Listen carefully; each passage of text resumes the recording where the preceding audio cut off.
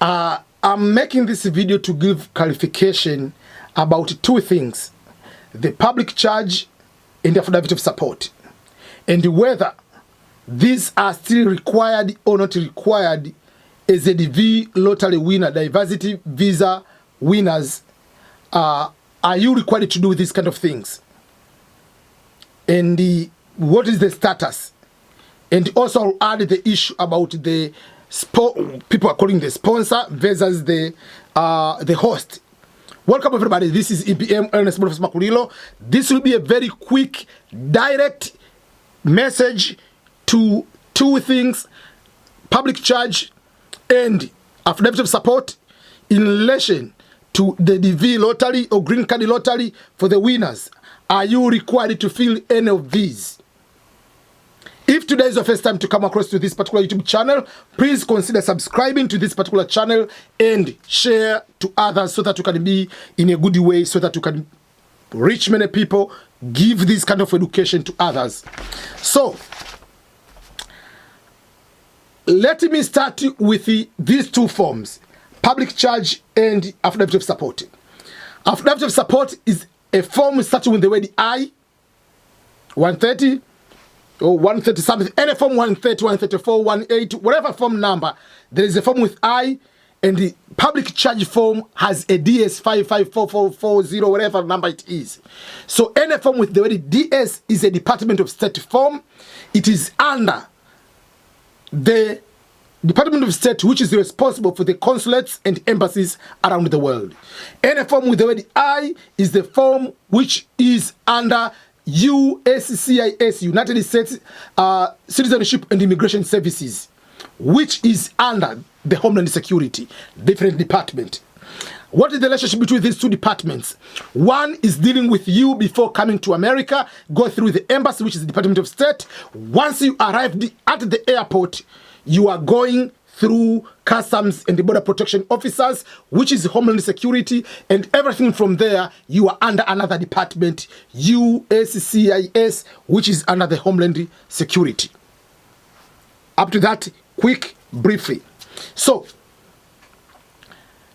if you go to search in any government official information about the requirements for the DV lottery winners once they win, from the travel.state.gov website, which gives you what documents do you need to have as a winner to submit to KCC, and what documents you need to have to go with these documents to the US Embassy once you win the DV lottery. There is no mention of the what we call the affidavit of support or public charge.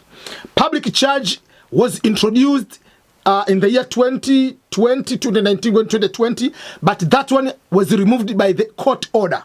So there is no public charge. And if we go now to try to download that form, you will not be able to download because the form has been removed from the database.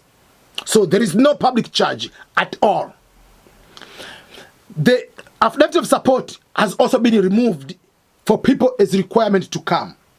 So basically, if I'm starting, this is the general first of all, as the DV lottery winner, and I'll put the link about the things you need to have by the law. There is no mention of affidavit of support. There is no mention of public charge. Let's start with that one. So if you ask me, is affidavit of support required? No, it's not required. That is the overall. But some of the embassies or some of the consular officers might require those documentations. So how does that happen? There are two ways. Number one, you can go to the specific website. Then you can look at the embassy requirement. If they require the affidavit of support. Most of them, they say no. But another thing is, when you get the schedule from the KCC, remember, Kentucky Consular Center is the one responsible to schedule interviews of the DV lottery winners who are outside of the United States of America. So if you're outside of the United States, KCC will schedule your interview based on your case number. Because of that, they will send you the second notification letter, which is the interview schedule date. They will send it to you, and the another copy will be sent to the embassy of your country or the embassy where you planned to do the interview.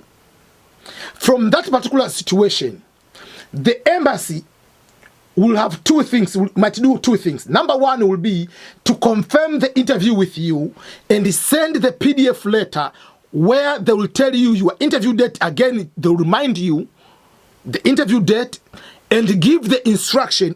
In addition to that, what documents they expect you to come with on the day of the interview. And the embassy will give you the names of the doctors who are supposed to do the medical. The embassy will tell you the documentation you need to have.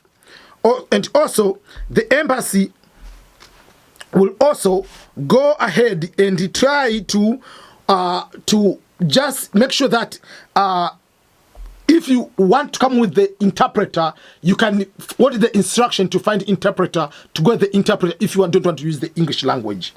But also the embassy is giving you the opportunity, if the embassy is occupied with so many other things, and maybe they don't want to do the interview on the date KCC has scheduled for you, they will ask you for another date.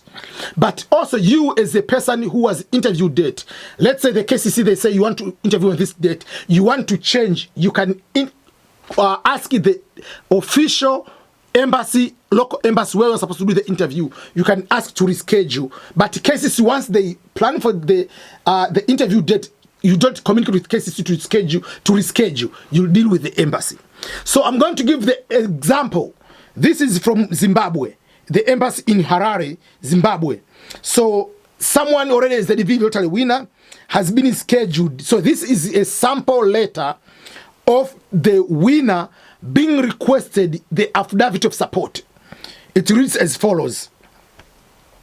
The Embassy of the United States of America, blah, blah, blah, blah, Chitepo Avenue, Harare, Zimbabwe. Dear applicant, we have received your diversity visa case from the Kentucky Consular Center KCC, but need your help in order to complete the processing of your immigrant visa. Please, in bolded words, please review the requirements of the DV program to ensure that you are qualified before you decide to continue with the application. United States law requires every diversity visa to have at least an equivalent of a United States high school education or a qualifying work experience. For Zimbabwe, successful passage, C or better at least in at least 5 ordinary examinations, subject English, math, science, whatever. So in Zimbabwe, it's considered the equivalent to the high school diploma. So in Zimbabwe specifically, they have specific subjects because they know, and what will that be equivalent to America. If you want to qualify based on the work experience, you must have 2 years of experience in the last 5 years in occupations which by the United States Department of Labor definitions required at least 2 years of training or experience designated in job zone 4 or 5 classified in the specific vocational preparation SSV rating 7 or higher. Blah, blah, blah, blah, blah, blah, blah, blah. And they give you the opportunity. You should not continue your diversity visa application if you do not meet the qualifying education or work experience requirements, because your visa will not be issued and your fees will not be refunded. A non-refundable fee of $330 per applicant must be paid at the time of the visa interview. Then you have to acknowledge the receipt of the consulate of Harare, at state.gov, whatever, blah, blah, blah, blah. Then there are documents they need, the list of documentations. Obviously, you need the passport, the original birth certificate of each applicant, and the whatever, original marriage certificate is required. And they say non-registered traditional marriages are not recognized by the U.S. government for immigration to the United States. So you have to register your marriage. Blah, blah, blah, all the documentation they need. And then, let me show you this one. There is words in, I don't know if you can be able to read here. There are words in red. These words in red are the instructions they say completed, and they put in red because it's not required by all embassies. But embassy in Harare, Zimbabwe, they say completed affidavit of support form number I-134 by your US sponsor and the sponsor's current tax returns from 1040 and W2s. So the embassy, specific embassy, they put that one, and that's why they put in red code. But if your embassy doesn't require, they will not put that one, so you don't need to have that one.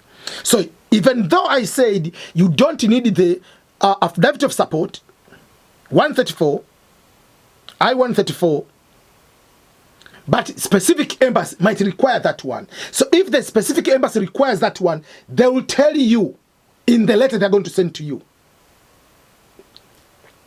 So, but assume the embassy didn't write that, and you have the affidavit of support. My advice is go with it, but don't start volunteering to give them because they haven't requested it. And they will never deny you the visa. They will tell you, they will give you 2 to 3 weeks, go and get the affidavit of support if you don't have it. And remember, again, if they require this one, the affidavit of support, again, you can have a sponsor as John, but affidavit of support is going to be filled by EBM, another person. You are allowed to do that. It's not a requirement that the person is going to give you the place to stay must fill this form. No. The place to stay is just the address. Any other person can be the same person, or any other person can be allowed to fill the I-134 as affidavit of support. So this is what I want to make sure that you understand, that affidavit of support is not required. But specific embassies can request for specific instruction like affidavit of support. And again, they tell you the medical fee for physician and who are the physician and everything, and they have touched the list of physicians. So that is something you need to understand about affidavit of support, and whether it's required or not required. By law not required, but individual embassies might require that one. If they don't write to you specifically they require it, that means you don't need to go with it. And if you go with it, don't volunteer them to give them, unless others they say, do you have the affidavit of support? If you don't have the affidavit of support, they will tell you, okay, can you please, we give 2 or 3 weeks, can you get it? They're not going to deny you a visa. They will give you the time to bring it. So those are the few things I want to make sure that you understand about affidavit of support and whether it's required or not. So thank you so much. This is EBM headquarters of opportunities here for everybody around the world. So bye-bye, but remember to subscribe, remember to share the video, remember to share the channel to others. So thank you so much.